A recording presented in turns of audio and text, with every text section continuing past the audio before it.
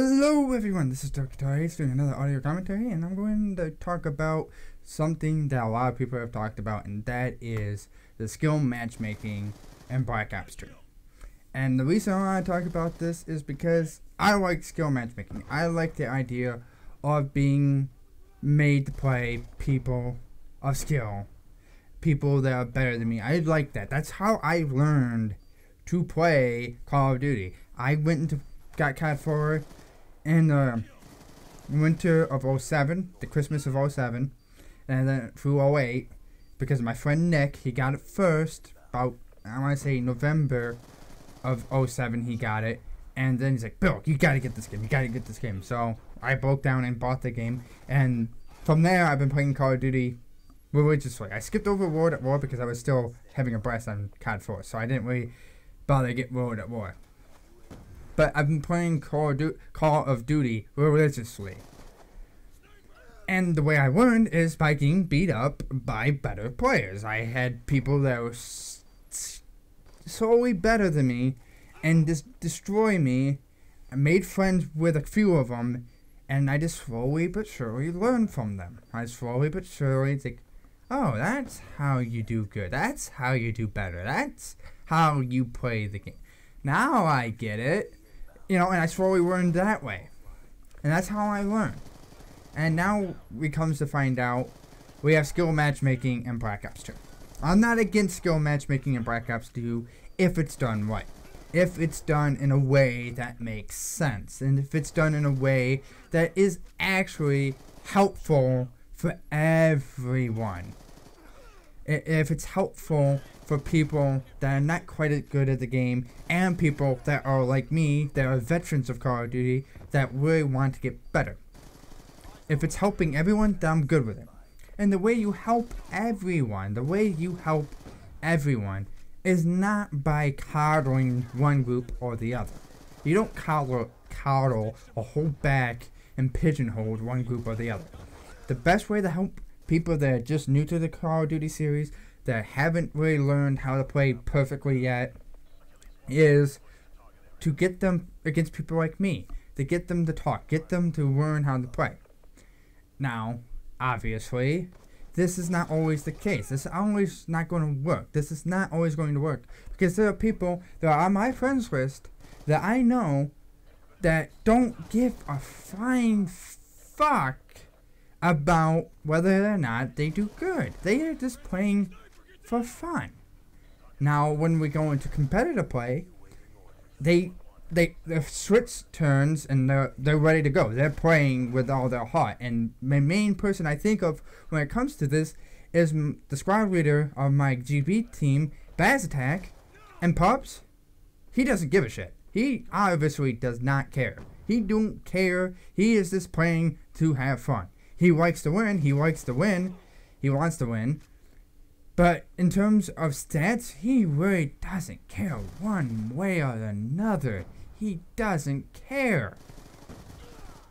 He doesn't. So how do you account for people like that? Do you just put them in bad lobbies just because they don't care?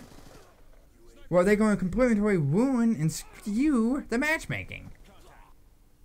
They would completely and totally ruin the matchmaking. I mean, because Baz could easily maintain a 3.0 KD with a 3.0 win ratio. If he's constantly tryharding, he can easily maintain that. That's not out of the range of possibility for him if he went to do that, if he cared enough. But he doesn't care enough to do that, because he just wants to have fun when he's not in pubs. He just wants to be able to kick back, put his feet up, and just play the game and have fun and not worry.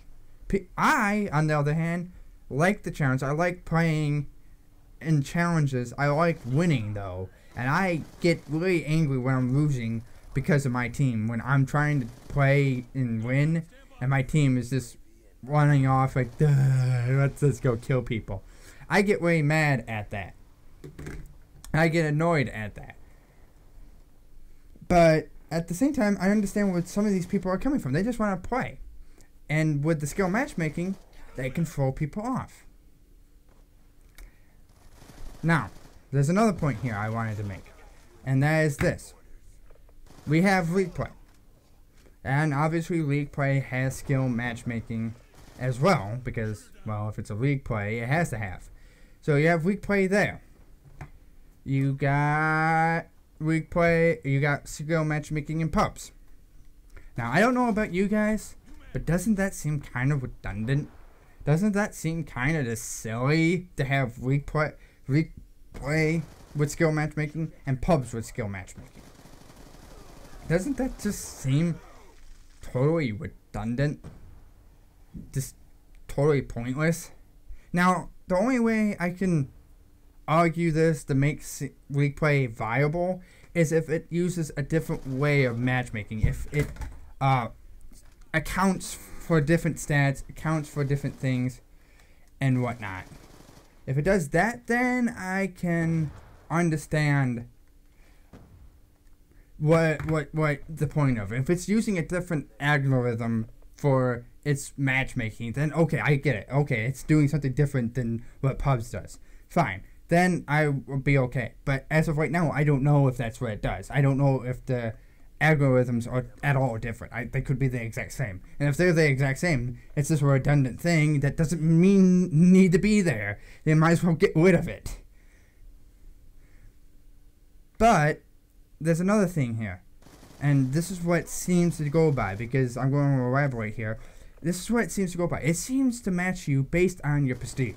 If you're third prestige, you play against mostly third prestiges and second prestiges. If you're non-prestige, you seem to play against mostly non-prestige people. Now, if you're playing against mostly non-prestige people, because you're non-prestige, obviously, if you're a person like me, I would kick a lot of these non-prestiges' asses. Just because I probably have more game time. Unless they're level 55 and did what I did and did prestige. I would kick their butts. But then, again, prestige doesn't really mean skill. Prestiging doesn't mean I'm more skillful than another person. All it means is I have more game time. It just means I have played the game longer than some other person. And that ends up being just simply a matter of time. Everyone will eventually get however much time on the game that they play. I usually clock in on all Call of Duties about 20 days worth of playtime in the multiplayer. Roughly about 20 days with all Call of Duties. COD 4 and Modern Warfare 2 and Black Ops were above average. COD 4 I had like almost 30 days total. Modern Warfare 2 I had about 26 days. Black Ops I had about 22 days. Modern Warfare 3 I think I had 19 days. And right now, currently on Black Ops 2, I have 2 days, 2 hours, 29 minutes, and 36 seconds. So, that's current. So, I'm on pace with getting the time played like normal. But, at the same time, prestige means nothing. That's not a test of skill. That's not how you do it. That's not how you test people's skill. I just don't see how this skill matchmaking is worth a damn. I don't see how it means anything. It doesn't seem to do its job. It doesn't seem to be worth a hill of beans. I want it to be, because it would be an awesome addition to actually do right. But unfortunately, like I point out, there's a lot of things that would hinder it.